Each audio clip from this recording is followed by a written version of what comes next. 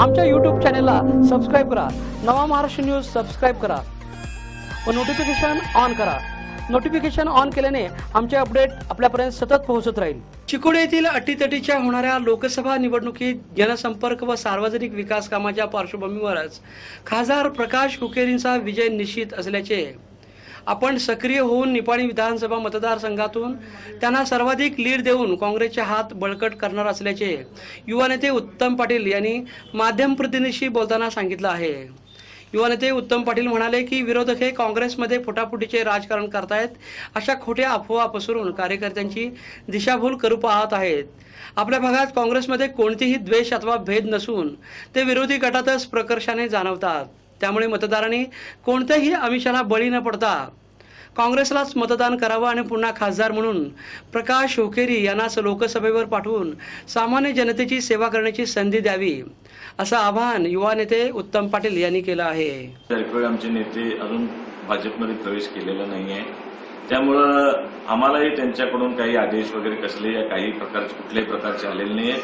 आम्हाला त्यांनी वारंवार सांगत आले की आपला पक्षासाठी आपण काम करायचं आहे आणि तुम्हाला आमच्यावर तर त्यांचं कुठल्याही प्रकारचं बंधन नाही, माझ्यावर नाही म्हटलं तर या मतदारसंघातल्या कुणालाही त्यांनी कुठल्याही प्रकारचं बंधनकारक अथवा कुठल्याही हे घातलेलं नाही। आपण पक्षासाठी काम करा असं उलट आम्हाला त्यांनी आदेश दिलेला आहे। त्यानुसार आम्ही आज पक्षाचं काम अत्यंत प्रामाणिकपणाने आणि निष्ठाने करत आहोत आणि आगामी याच्यामध्ये सुद्धा करत राहतो।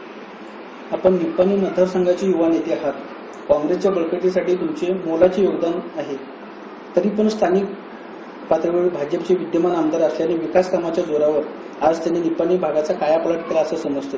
तरी सुद्धा या निपाणी मतक्षेत्रात काँग्रेसला मताधिक मिळण्यासाठी आपण काय परिश्रम घेणार किंवा कोणत्या पद्धतीने रणनीती आखणार?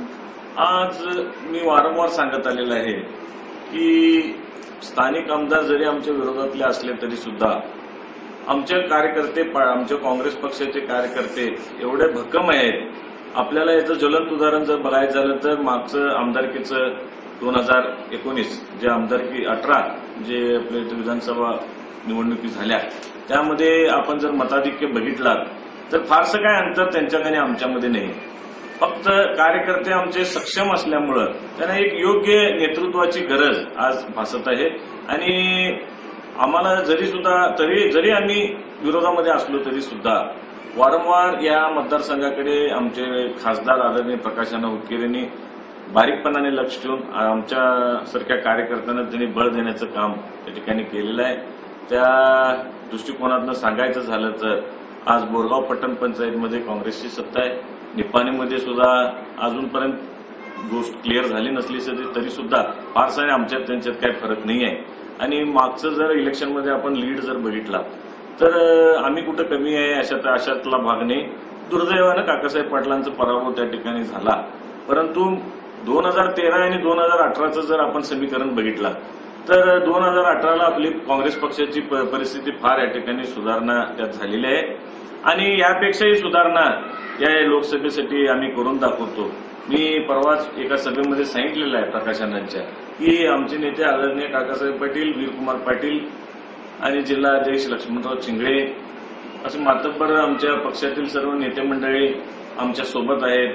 त्यामुळं त्यांच्या याच्यात नेतृत्वाखाली आम्ही निपाणी मतदारसंघात मागच्या वेळी 2000चा लीड होता, तेच लीड आणि कसं वाढवता येईल या दृष्टिकोनातून येत्या काळामध्ये आम्ही सर्वजण त्या ठिकाणी काम करून प्रकाशनांना जास्तीत जास्त लीड देण्याचा प्रयत्न या ठिकाणी करणार आहोत।